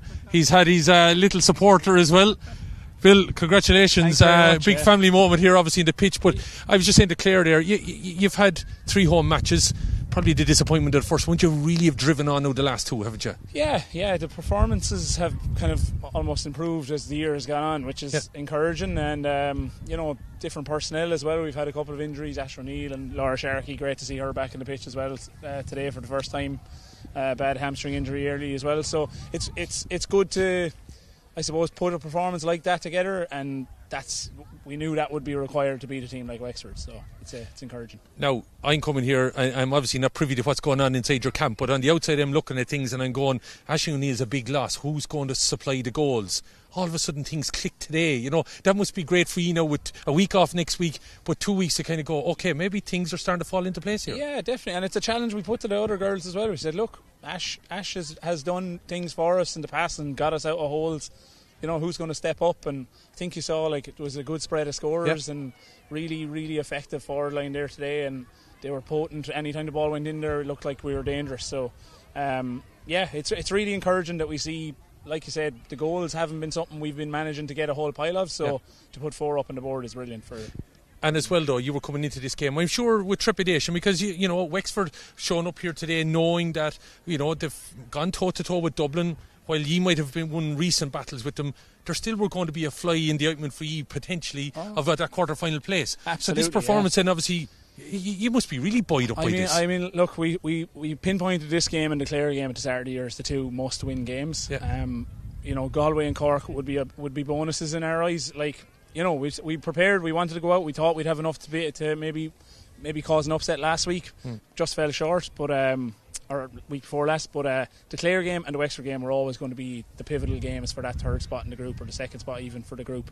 To produce a performance against Wexford, like, that's what was going to be needed. Like, they're probably more than a fly in an ointment for us. Like, that I don't think there's ever been more than a puck of a ball in a game the last 2 or 3 years with us. So to get a win of that nature was really, really encouraging for us, I suppose, to moving forward in the championship. Bill, do you dare to dream now? The quarter-final place is there, but there could be something bigger if you want now, maybe to go after. Like, yeah, absolutely. Like, we said it last year, or even after the league. Like, look at what Waterford did. Like, why not? Like, there's girls there who have won Ashburn Cups. There's girls there have won Leinster Club Championships and contested All-Ireland Club Championship finals. So why not? We have the calibre of player there. We just need to all knit together, and at the moment it's a camp moving in the right direction. So. Last question to you. Sinead Weil has come back into the setup. She put on a bit of a show here in the last few minutes as well. Yeah. There's another lady that might be putting her hand up and might have a significant part to play in the closing matches. Absolutely, yeah. Sinead came over from the football panel, so it's great to get a player of her calibre and with the strength and fitness she has. So yeah, it's again, the competition for places is massive. Gabby Couch is now going to be going off her for her J1, so there's a jersey there to be grabbed, so the likes of Sinead will be looking to grab that jersey when it comes available. So yeah, it's going to be massive for competition for places for that jersey and the other ones as well. So you might be trying to convince some of those J1ers to hang around if things start kicking in the next few weeks. But Bill, congratulations, a big win for you, and thanks for joining us here this afternoon. Thanks Bill. We'll take that off you. Congratulations. Brian, we'll get you back in here then just to wrap this whole thing up. As you can imagine, you're a man that knows the Dublin Camogie set up fairly well. They're quite buoyant, but they probably still feel they've things to do, Yeah, well, look, all going well. If they can beat Down at the end, they're looking forward to a game against Cork, then they've Down. And we think now, on today's result, they should qualify for the All-Ireland quarter-finals. That gives them 3 matches, and, train and be brilliant during the week in Dublin. Surely, girls must be bouncing into training and everything to look forward to. And it's on an upward, as we said earlier in the year, it's on an upward curve, and that can only do the confidence very, very good today. It can only build, and again, when you've the likes of Sinead Weil coming on, that little cameo, again, you're thinking, there's more to come. So look, fair play to Dublin today, very well done. Very disappointed with Wexford, have to say. On the back of that result last week against Galway, I was expecting, as I think everybody would have been, this was going to be tight. I wouldn't have called it beforehand, this or that. Again, we spoke about the loss of Ciara O'Connor, but they were disappointing, but excellent from Dublin. So PA's getting us maybe to move off the playing surface here, so we won't delay it too much longer. If you're giving anything to Wexford, they probably have to show, they have to go away now, lick the wounds a little bit, Brian. They're not technically out of it as such yet, but they probably have to show us what they've maybe been shown in the last 18 months under Colin Sunderland and come out now and really go after their last 2 matches, don't they? Yeah, well, look, on paper it'll go down to the last game, if provided Dublin don't draw or win in Cork. So I expect Wexford to win the next day against Down. Then they have to go to Clare, and Dublin will be, I think, away against Down. So we'll go the last day. So look, he's got to pick them up, and they've got to believe still that they have a chance going forward in the competition. But I think I'm told afterwards that Laura Brennan seemed to be brought up the wrong hurley. But it was just symptomatic of the day. They missed the penalty. They had a couple of balls they just hit over the line. Nothing seemed to go from today. So look, they just have to write it off, and they have to go back to scratch and just work hard and believe in those 2 games that they can still do it. Yeah, the gods just seem to conspire against them. They got an early goal and nothing went for them after that. No, a few Dublin people have said to me here, Killian, just just as the game ended, and they thought when the first goal went in, Yeah. they thought it was not going to be our day. Yeah, Look how it turned out. The sun is shining. And and still shining. And the girls have from Dublin have set it up for the lads. Maybe later on we'll see. But my thanks to Brian Brophy for the job. To Owen and Luke in the background of Intray, bringing you the action. Wasn't as close as we expected, but hopefully you got to enjoy the Camogie clash here, and you got to hear from Claire Gannon and Bill McCormack, as well as Cork and Dublin go head to head now in 2 weeks' time. That could be a bit of a dinger, I presume, in Páirc Uí Rinn on the 22nd of June. So that's it. We'll be back with more Camogie action next week. Do stick with us. But again, my thanks to Brian, to Luke and to Owen. I've been Killian Whelan. We'll talk to you soon.